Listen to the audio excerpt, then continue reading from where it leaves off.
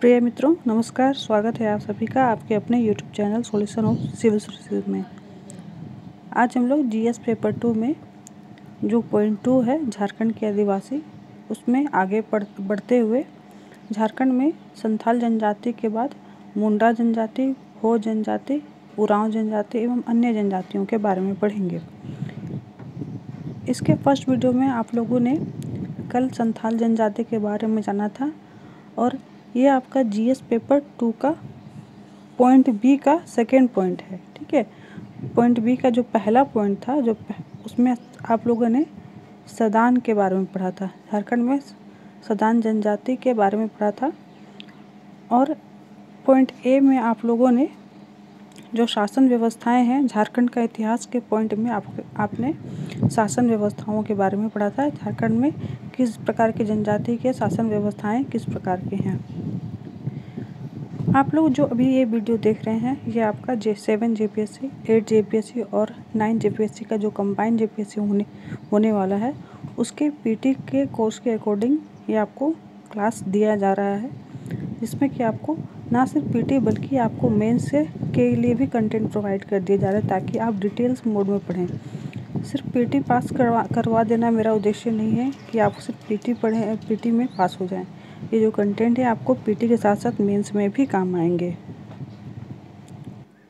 मेरे वीडियो में जो भी कंटेंट प्रोवाइड किए जा रहे हैं आपको, वो विस्तृत रूप से कंटेंट प्रोवाइड किए गए हैं। संक्षेप में आपको पढ़ा देना और बस किसी तरह पीटी तक निकलवा देना मेरा मकसद नहीं है। इसलिए आपको विस्तृत अध्ययन करने के लिए मैं बोलूँगी, ताकि आपका पीटी और मेंस का तैयारी साथ में हो जाए। अगर आप मेंस की तैयारी अच्छी तरह से करते हैं तो पीटी ऑटोमेटिकली निकल जाता है। हाँ, बशर्ते इसमें आपको कुछ फैक्चुअल क्वेश्चन बताने होंगे, फैक्चुअल जो कंटेंट है वो प्रोवाइड करने होंगे, वो मैं आपको बाद में ज़रूर करूँगी। और अभी जो फैक्ट्स हैं इस वीडियो के साथ में, जो इम्पोर्टेंट फैक्ट है वो भी मैं बताते चली जा रही हूँ, ताकि आप डिस्क्रिप्टिव मोड के साथ साथ आपका जो पीटी का फैक्ट है वो भी आपका क्लियर होता चला जाए। पीटी के फैक्ट इस वीडियो से बाहर नहीं आएंगे, इतना मेरी तरफ से दावा है कि जो भी पीटी से क्वेश्चन आएंगे आपको इन कंटेंट से बाहर नहीं आएंगे। इसलिए मैं आपको महत्वपूर्ण बिंदुओं पर आपको ध्यान दिलाते चले जाऊँगी कि आपको ये बिंदु आपको पीटी के लिए पढ़ना है। और साथ ही साथ आपको विस्तृत अध्ययन के लिए मैं बोलूँगी कि आप विस्तृत अध्ययन कीजिए, ताकि ना सिर्फ आपका पीटी मेंस बल्कि इंटरव्यू भी क्लियर हो। क्योंकि आपको इंटरव्यू में, झारखंड के जेपीएससी के इंटरव्यू में झारखंड संबंधी तथ्य जरूर पूछे जाते हैं। ये किसी भी स्टेट पीसीएस की बात की जाए तो वहाँ के स्टेट के संबंधी जानकारी जरूर पूछी जाती है। तो आपको इन वीडियो से आपको उन तथ्यों के बारे में जानकारी मिलने में मदद मिलेगी। तो पॉइंट बी का जो सब पॉइंट 2 है झारखंड के आदिवासी, इसमें कल आप लोगों ने संथाल के बारे में पढ़ा। आज आगे पढ़ेंगे उरांव जनजाति। मित्रों, एक चीज़ मैं बता देना चाह रही हूँ कि जल्द से जल्द जेपीएससी 7वीं की अधिसूचना एग्जामिनेशन की जो अधिसूचना है वो अनाउंस कर देगा।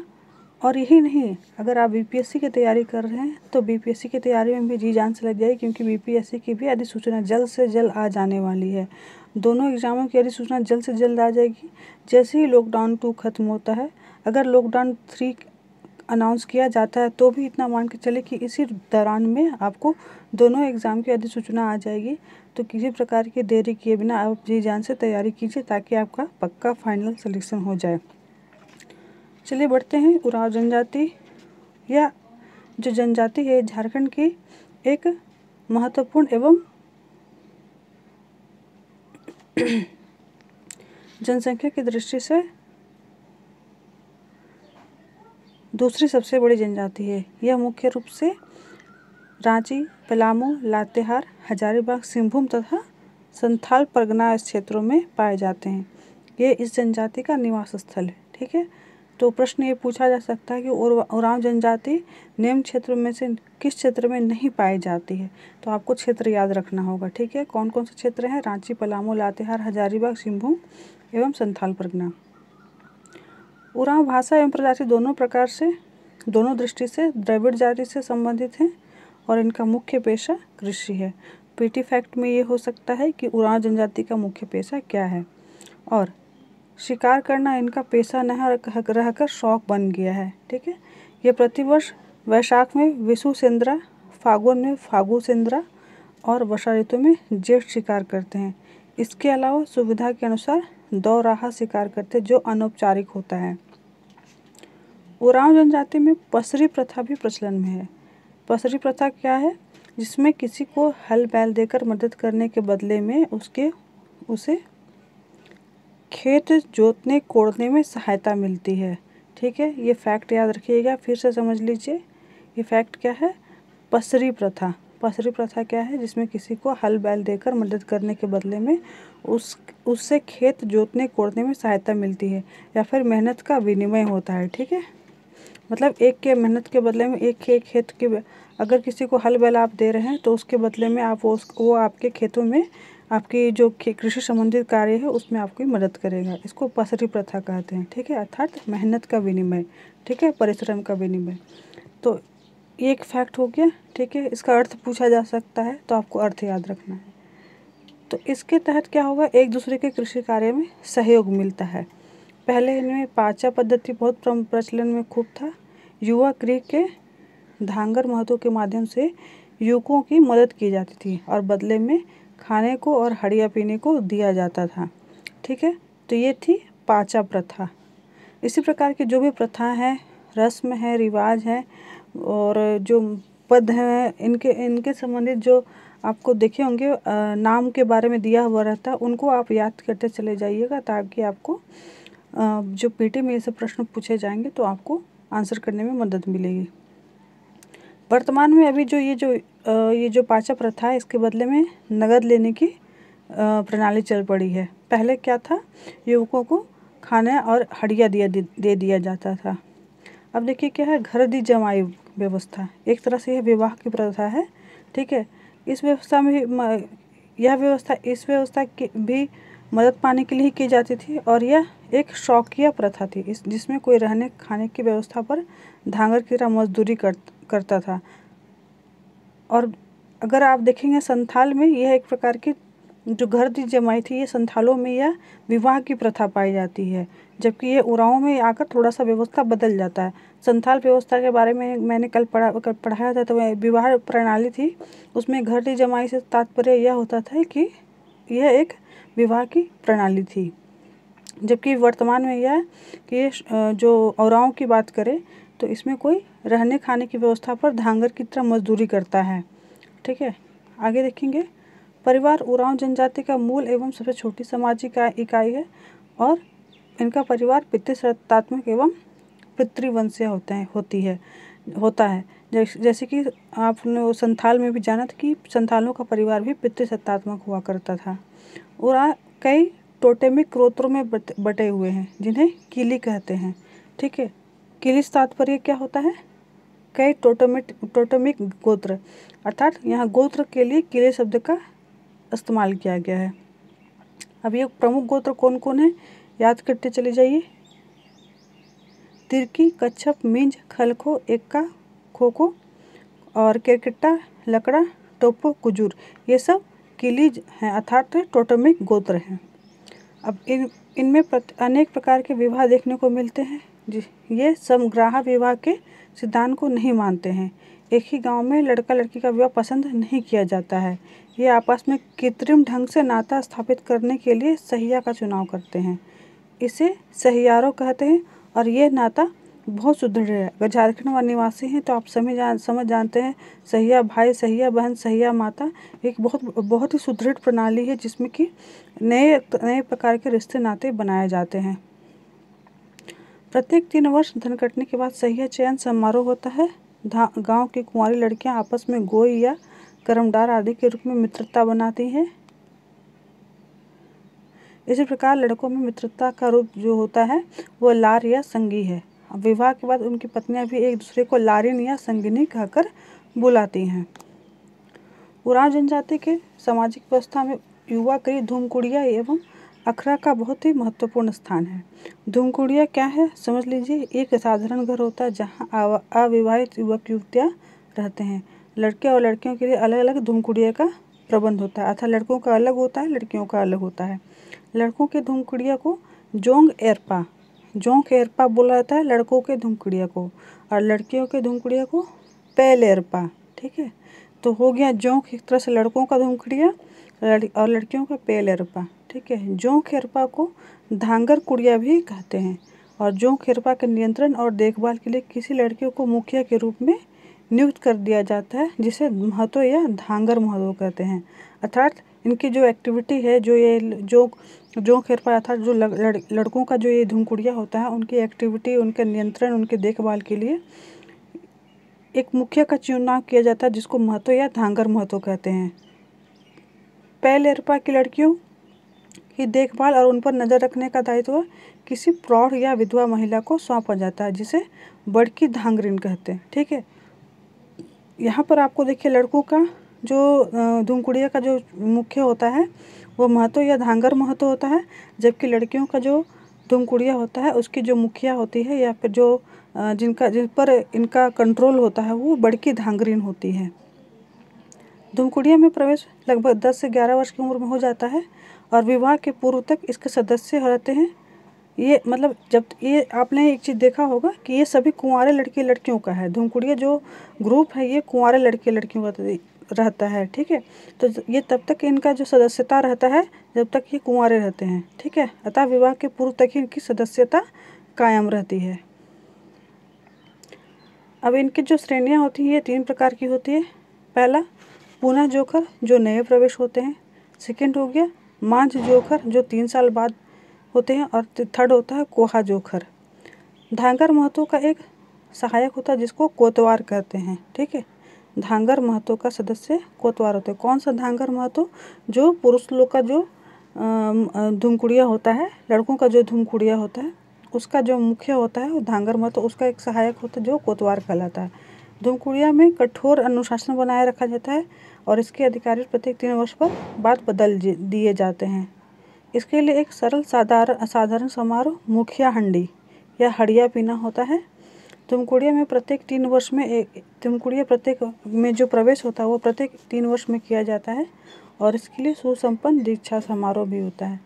यह एक आर्थिक, सामाजिक, धार्मिक संगठन का पुरातन स्वरूप प्रस्तुत करता है और यह एक जनजातीय प्रशिक्षण केंद्र भी होता है जहाँ एक सफल सामाजिक व्यक्ति बनने की शिक्षा भी दी जाती है। यह अपने जनजातीय रीति रिवाज, परंपरा, लोकगीत, लोक नृत्य, लोक संस्कृति, आस्था, विश्वास आदि से परिचित कराते हुए व्यवहारिक ज्ञान दिया जाता है। अखरा उरांव का एक सामाजिक सांस्कृतिक संस्था है और यह एक प्रकार का विराम स्थल है, प्रकृति का शरण स्थल है, जहाँ दिन भर की कड़ी मेहनत के बाद युवक युवतियाँ अपना थकान मिटाते हैं। कौन सा स्थल? अखरा।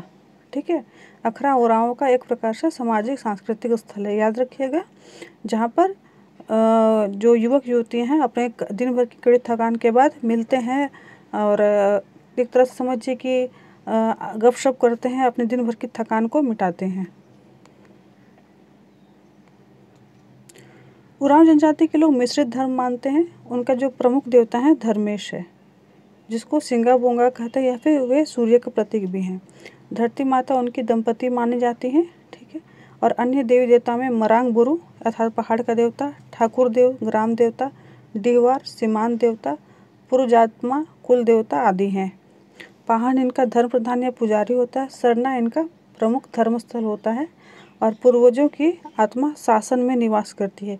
इसके बारे में आप लोगों को शासन व्यवस्था के बारे में भी बताया जा चुका है। साल में एक बार प्रायः जनवरी में हड़बोरा संस्कार होता है, जिसमें वर्ष भर में मरे गोत्र के सभी लोगों की हड्डी अर्थात गोत्र खुंदी नदी में निक्षेपित की जाती है अर्थात प्रवाह की जाती है। हड़बोरा के बाद उनकी आत्माएं पूर्वजों की आत्मा से जा मिलती है और आत्माओं के इस मिलन को कोहा बेंजा कहते हैं। उरांव के जो मुख्य पर्व सरहुल, कर्मा, जितिया, नवाखानी, फागु जतरा आदि हैं। इसमें सेवा विवाह, गोलट विवाह, आयोजित विवाह, विधवा विवाह आदि का प्रचलन है। उरांव जनजाति की राजनीतिक एवं प्रशासनिक व्यवस्था बहुत ही सुदृढ़ मानी जाती है। सर्वप्रथम जब इनका आगमन छोटा नागपुर क्षेत्र में हुआ था तो इन्होंने जंगलों को साफ करके कृषि कार्य आरंभ किया। इसके बाद सबसे पहले आकर बसने वाले एवं कृषि कार्य करने वाले उरांव भुइहर कहलाए। ठीक है, और इनकी भूमि भुइहरी भूमि कहलाई। इनके द्वारा जो गांव बसाया गया था उसको भुइहर गांव कहलाया। बाद में आने वाले उरांव रैयत या जेठ रैयत कहलाए। प्रारंभ में गांव का प्रबंधन, संचालन तथा धार्मिक कार्यों का संपादन पाहन करता था और बाद में गांव का जो प्रशासनिक एवं न्यायिक कार्य करने वाले होते थे वे महतो कहलाए। ठीक है, तथा पाहन केवल धार्मिक कार्य को ही संपर्क करने लगा। उरांव की आबादी बढ़ने के साथ इनके ग्रामों की भी संख्या बढ़ने लगी, जिससे अनेक प्रकार की समस्याएं उत्पन्न होने लगी। प्राकृतिक समस्याओं के साथ साथ समाज में अनेक प्रकार के विवाद उत्पन्न होने लगे और इन समस्याओं के समाधान हेतु 7, 12, 21, 22 गाँव को मिलाकर पढ़ा पंचायत का गठन होता था, जिसके गांव प्रधान को पढ़ा राजा कहते थे। पढ़ा पंचायत द्वारा एक से अधिक गाँवों के बीच उत्पन्न समस्याओं का समाधान किया जाता था।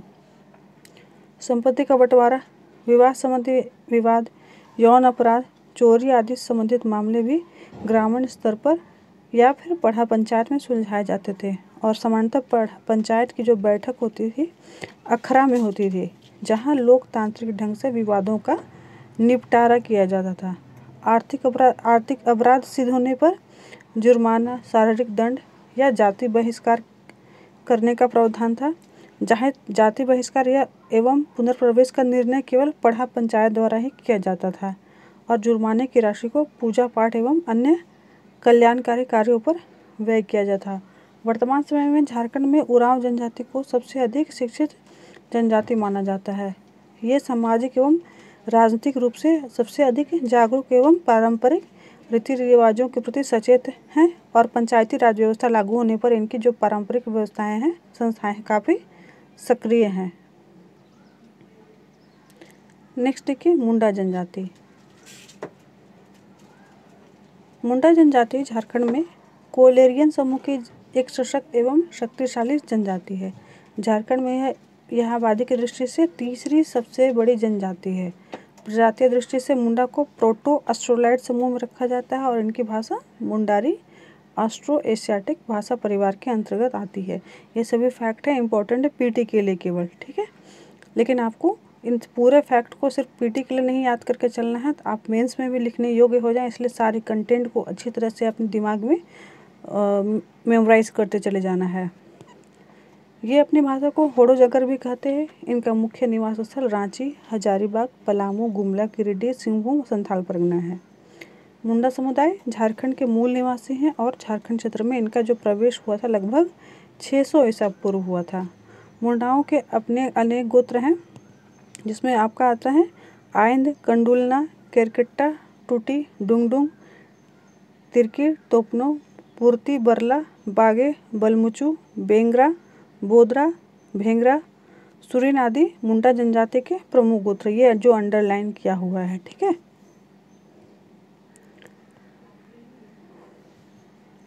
मुंडा गांव के 3 विशेष स्थल हैं जो जनजातीय गांव की विशेषता भी मानी जाती है। पहला हो गया सरना, जहां इनके ग्राम देवता निवास हैं। दूसरा है अखड़ा, जहां पंचायत की बैठक होती है और रात में युवक युवतियां एकत्र होकर नाचते हैं। तीसरा विशेष स्थल है शासन, जो समाधि होता है। यहाँ मृतकों की पुण्य स्मृति में पत्थर के सील रखे जाते हैं, जिसे शासनदिरी कहते हैं। शासनदिरी का अर्थ क्या होता है? ये मृतकों की पुण्य स्मृति में रखे गए पत्थर होते हैं या सील होते हैं, ठीक है। इस प्रकार के फैक्ट आपको पूछे जा सकते हैं। शासन क्या है? शासन वह स्थल है जो कि समाधि स्थल होता है, ठीक है। सरना क्या है? जहाँ पर ग्राम देवता निवास करते हैं। अखड़ा क्या है? जहाँ पर पंचायत की बैठक होती है एवं रात में युवक युवतियाँ एकत्र होकर नाचते हैं। तो ये सब आपको फैक्ट याद करना है सिर्फ पीटी के लिए। बाकी आपको पूरी तरह से जिस तरह मगर मैं थोड़ा सा टाइम देकर पूरे कंटेंट को आपको प्रोवाइड कर रही हूँ ताकि आप विस्तृत रूप से पढ़ें, तो उतना ही टाइम देकर आपको थोड़ा मेहनत करना होगा, पूरे कंटेंट को देखना होगा, समझना होगा, याद करना होगा, ताकि आप सिर्फ पीटी में नहीं, पीटी में तक ही पास करना आपका उद्देश्य नहीं होना चाहिए। पीटी में पास कर करके आपको रिकॉर्ड नहीं बनाना है कि आपने 1 बार 2 बार 3 बार पीटी पास किया है। आपको पीटी के साथ मेंस और इंटरव्यू में भी पास करना है, इसलिए थोड़ी मेहनत करनी होगी। अगर मैं आधे घंटे बैठ कर ये वीडियो को कंटेंट को सजा रही हूँ, 1 घंटा बैठ के आपको सबको मॉडिफाई करती हूँ और आधे घंटे रिकॉर्ड करती हूँ या 1 घंटे रिकॉर्ड करती हूँ, तो आपका भी दायित्व बनता है कि आधे घंटे कम से कम वीडियो को सावधानी से देखें, समझे, सुने, महत्वपूर्ण चीज़ों को लिख ले, या फिर जब आवश्यकता पड़ेगी तो मैं आपको पीडीएफ भी प्रोवाइड कर दूँगी। तो उस वीडियो को आप देखकर नोट करके या फिर पढ़ कर जैसे भी याद करें। आगे देखिए, तो शासनदिरी अखड़ा के अतिरिक्त इनके गांव में एक युवा गृह होता है, ठीक है। शासन देरी के अतिरिक्त नहीं, ये आपका हो जाएगा अखड़ा के अतिरिक्त। ठीक, अखड़ा एक युवक युवतियों का जो स्थल होता है, नृत्य स्थल होता है, या फिर कह सकते हैं मनोरंजन स्थल होता है। तो अखड़ा के अतिरिक्त एक और युवा गृह होता है जिसको गीतियोड़ा कहते हैं, ठीक है, जिसका मुख्य सिंगा बोंगा होता है और इनका ग्राम देवता हाथू बोंगा होता है तथा पहाड़ देवता बुरु बोंगा होता है। देशावली गांव की सबसे बड़ी देवी होती है, ठीक है। उरांव में आपका सॉरी आप पढ़ रहे हैं मुंडा के बारे में, ठीक है। तो ये सारी चीज़ें आपको मुंडा के बारे में पहले आपको याद रखना है, कंटिन्यूसली चल रहा है, तो आपको भूल नहीं जाना है कि मैं उरांव के बारे में पढ़ा रही कि मुंडा के बारे में पढ़ा रही हूँ। तो ये आप भी मुंडा के बारे में पढ़ रहे हैं, बार बार दिमाग में रख के चले जाना है, क्योंकि इनके बारे में आता है, तो आपको याद रखना है कि यहाँ पे मुंडा के बारे में बोला जा रहा है, ठीक है। तो यहाँ पर क्या हो गया आपको,